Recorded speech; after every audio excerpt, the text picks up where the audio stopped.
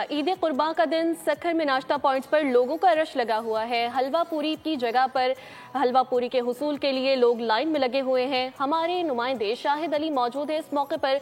जी शाहिद, कैसा रश है शहरियों का? ईद कुर्बान का दिन है और ईद कुर्बान के दिन लोग अपने घरों में कुर्बानियां कर रहे हैं, कुर्बानी के जानवर ज़िबा हो रहे हैं।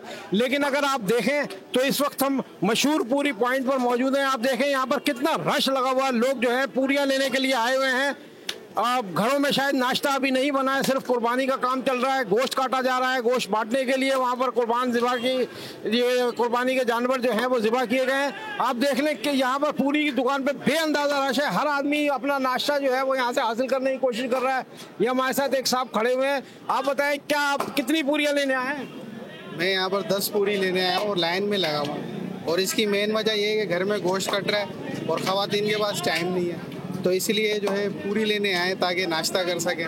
बिल्कुल सही बात है, नाश्ता इसीलिए कर सकें। आप देखें कि अगर आप चारों यहाँ दुकान पर भी लोग जो हैं वो यहाँ नाश्ता करने में मसरूफ़ नज़र आ रहे हैं। उसकी वजह सिर्फ एक ही है कि ईद का दिन है, घरों में कुर्बानी हो रही है, मवेशी कुर्बान किए जा रहे हैं।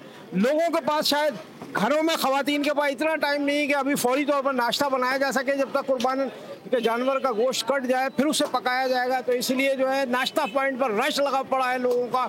लोग यहाँ बड़ी तादाद में मौजूद हैं। जी।